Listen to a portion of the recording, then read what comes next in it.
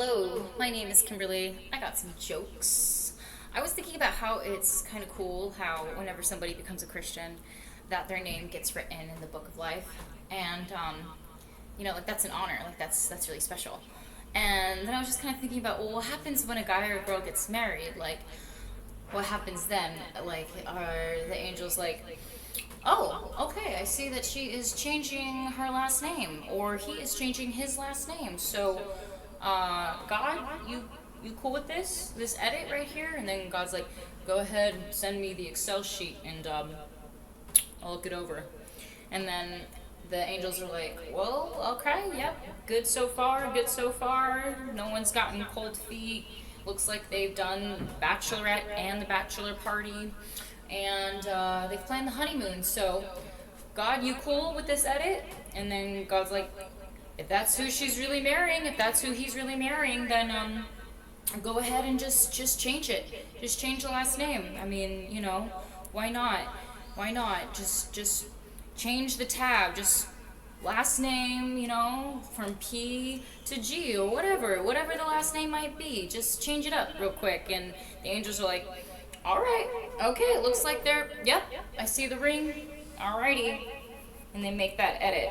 And that's how I imagine things happen in heaven when somebody gets married. I was just thinking about how, like, there is, like, legitimately a book of life, and our names are written in it if we're saved Christians, in my personal religious beliefs. And so I was just like, what happens when somebody gets married? Do they change the name? And do the angels and God, like, contest over it at all? So that's cool and exciting. I don't know. But, other than that, I've been living my life and doing my workouts and living in the Bronx. And it is a little messy sometimes, I'm not going to lie. I do try and go out early in the morning, so I try and avoid the hullabaloo, but I can't quite seem to avoid it. I don't know what's going on. I go out 4 a.m., 5 a.m., and there's always some commotion out there that I find myself embroiled in. But same homegirl that I was helping out last week with change, the one I made the inverse pimp joke about, because I was trying to help her get a cigarette at Lucy, and I was giving her my change, and she only wanted dimes and nickels, and she was the one throwing pennies onto the ground, and then I had to pick them up, and I was like, okay, yeah, actually I do need these. That same homegirl, I was helping just get a new outfit on today. She needed some new clothes. And so I was like, yeah, I'll hook it up. But there was some boundaries that were crossed. And I was just explaining to her, like, these are here for a reason, and they need to be respected, and thank you for letting me talk to you about it, etc. And in the midst of this, like, we're just about done talking about it and wrapping it up. But I hear what sounds like a friend across the street outside the bodega. And I shout out beloved, and then it turns out it's not my friend, but it sounded exactly like him. To the T. To the T, it sounded exactly like him. And but he rolls over on his bike, and right as he shows up, I just basically dip out, the Irish goodbye, say nothing as you leave. And I felt like I had made my point with homegirl about boundaries. And I also just wanted to sit down and drink that first cup of coffee, and relax, and, like, just chill out, and just I have that first sip of coffee, and it's like not even 6 a.m. yet, bro. And so I start to walk away, and he goes, I hear him out of earshot, and he goes, oh, what's her problem? I got a disease or something? And I felt like sympathized in that moment, because I was like, no, I didn't see any leprosy on the fella. So I was just like, no, I have a boyfriend. And then I didn't say it with any attitude. I didn't say it with haughtiness. Nothing. Just real matter of fact. And I'm walking across the the fucking crossroad, and I hear the little spikes of the spokes of the bike coming up behind me, and crosswalk, that's the word I was looking for, thank you, crosswalk. And I'm just about making it to my lobby of my building, and lo and behold, I hear the spokes of the bike going, and then I go, oh boy, here we go, because I know he's got something to say. And he goes, yeah, I have a wife, sweetie, and you don't interest me at all. And I, like, open the front door of my lobby, and then I look at my watch, my imaginary watch, and I'm like, cool. So I've been dejected and cast off of Bike Boys roster before 6 a.m. Does anybody else have any bullshit they want to share with me? Because I feel like I'm a professor. Sorry, that was hard to say.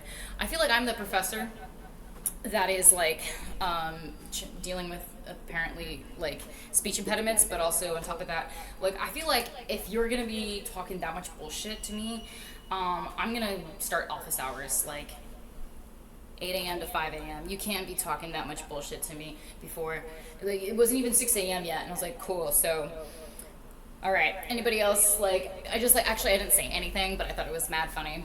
And I just, like, heard the door of the lobby close behind me, and I was like, thank God, like, I escaped that situation, because homeboy obviously had his feelings hurt or something, but it's good to know that the community is vocal and willing to address their concerns, in the very least.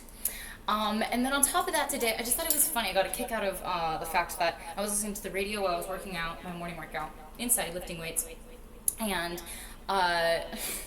some girl calls in from Vermont, and she says, like, hey, and she sounds kind of downtrodden and in the dumps and blue, and the radio people go, hey, how's it going, Carlene?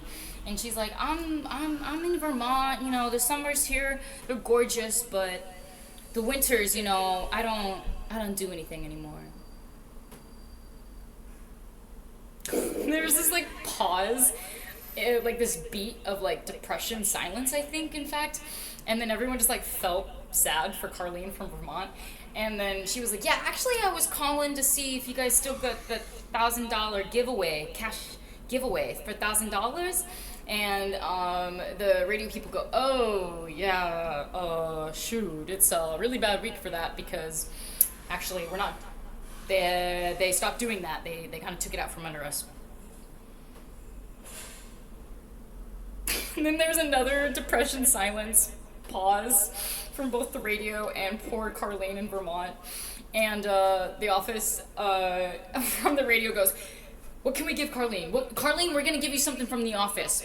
And then there, you can start to hear like rummaging around the office, and because the radio felt bad that they don't have $1,000 to give to Carlene in Vermont. They said, are you cool with hot sauce? And I started laughing so hard I had to turn off the radio and stop lifting weights. That was my morning today, and I just thought it was hilarious. I thought I'd share it with everybody, and it really did happen, these things. And it can't be more entertaining in the Bronx.